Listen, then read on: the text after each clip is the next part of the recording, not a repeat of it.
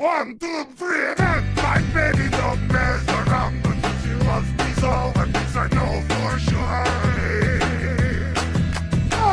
One time she really wanna and see me walk out the door.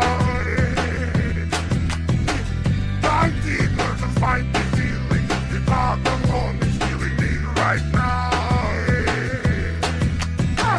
Thank God for mom and dad for taking two together, but she don't